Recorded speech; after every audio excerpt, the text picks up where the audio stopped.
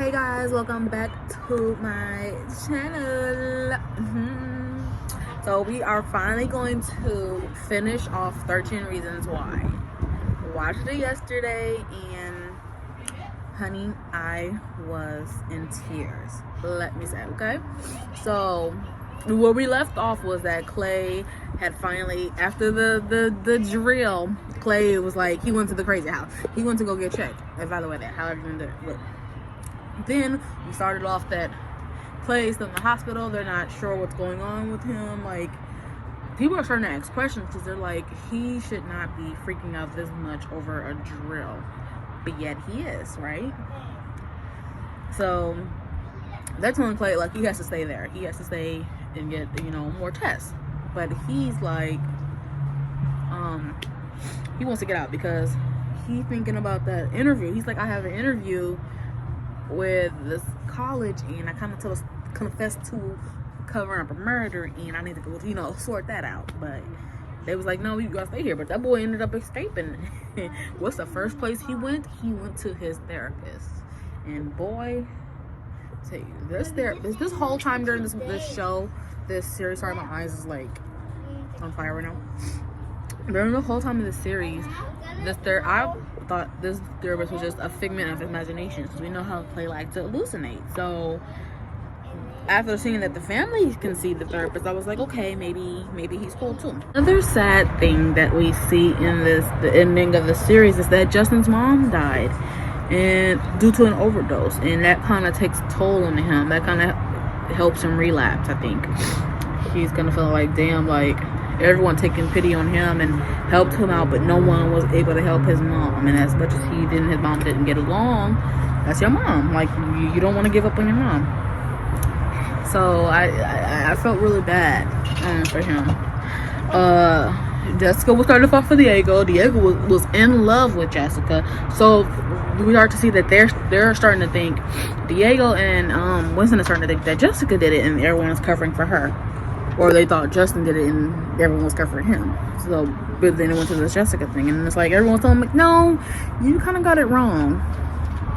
But, I find it really weird that, Alex went and told Winston, he went to meet up with Winston. No, I did it. I killed Bryce. So take that information how you will and go on. I was like, the whole time, like, what is going on? Why would he tell him that he killed him? Like he's ready to go to jail, but it's like, oh my god, I'm like, at this point the series is ending anyway, so I mean, somebody gotta die, somebody gotta go to jail, somebody gotta do it. But also Tony is kind of afraid to move on. He's kind of like, he's doing really good with boxing. He even has a police officer that is even helping him stay out of trouble so he can complete this dream. His boyfriend Caleb is like, I'm gonna miss you, but I know this is something you want. This is something you need. Your family back home is telling you, go to school for this. You do not need to be sitting helping everyone with problems. And that's true. Him and Clay have helped everybody out so much that they are not thinking about their own life. They're so much for their friends. And all this group of kids is pretty much like that too. And then you can see how that affected Clay so much, that it affected him mentally. And I kind of think that I like how the show portrayed that, like how secrets can really affect someone. Like, that can really affect you. That's really crazy. Him and Anya, no, it's not together anymore. That was just doomed. I didn't like her anyway. That was just doomed from the beginning. I really wasn't feeling her. So that was not like a lost cause for me. Tyler. I'm hoping that the best for him. I'm hoping that he gets to go to school and complete things. We see that finally that he wasn't out trying to do another attack. He was actually working undercover with the police officer, which I kind of suspected from the beginning when he was hanging out with Alex's dad so much that he was working with the police for something. But I like how they tied that in together. So they finally figured that out, that that's what he was doing. And one of the biggest things in this show was that we Justin started to get sick, and I'm like, everybody talking about someone died this season, and I'm like, who could it be? I'm like, as long as it's not Justin or Clay, I'm gonna be good, right? I'm gonna be good. Justin comes to the dance. Him and Jessica's dancing on the dance floor, and it looks so beautiful together. And he just drops to the floor, and we come out to find out that he has HIV, that which turns into AIDS, and it's so far gone that he's pretty much dying. He's dying. And when Clay hears this news, he's just run out. Like, he just goes running to the police office. Like, he just can't breathe. And like, that is just so fucking sad. It's like someone, your sibling, someone you love dearly, is dying.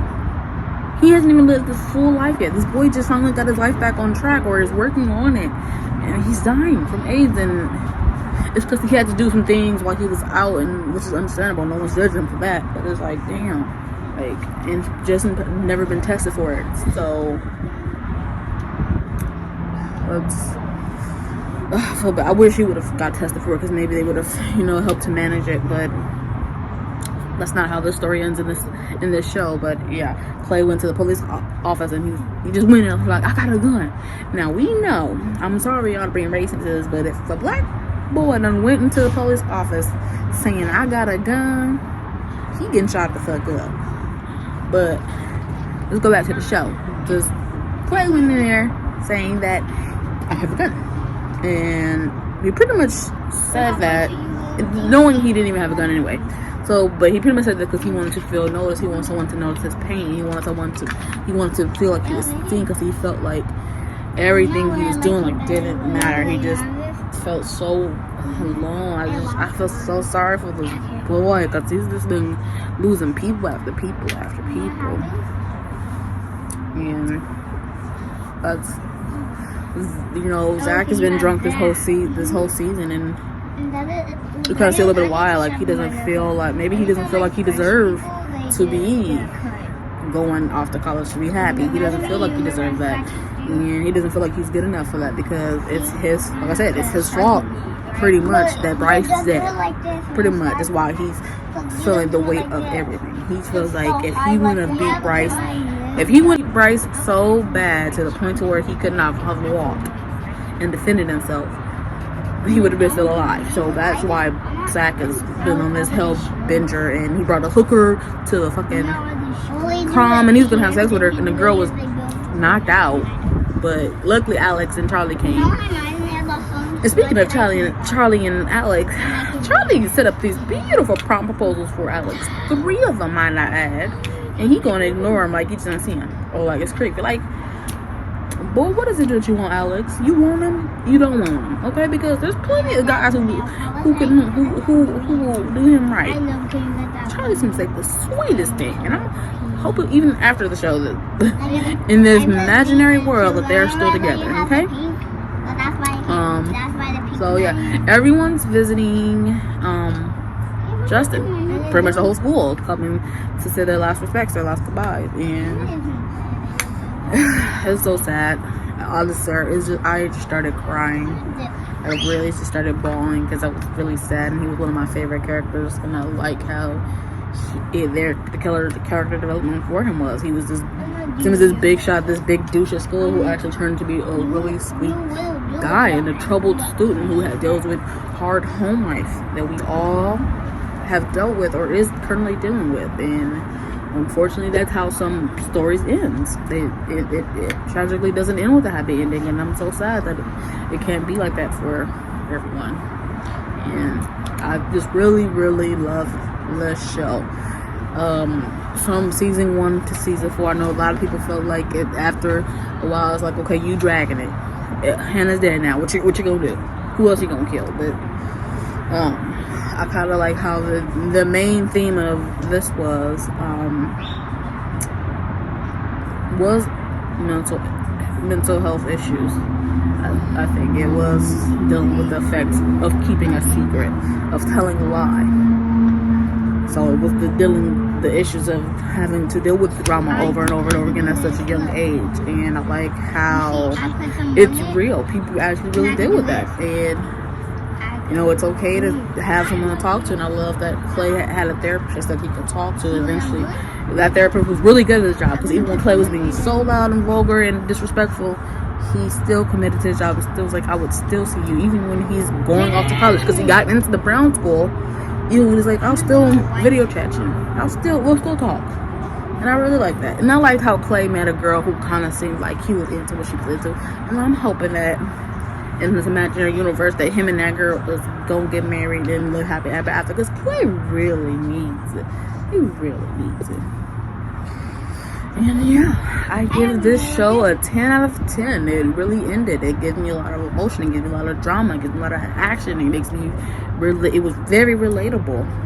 I mean, how could you not like this show?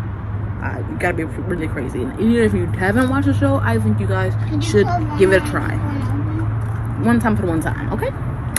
Now, let me go on and watch this Umbrella Academy season 2, because I've been really dying to watch this, okay, you guys?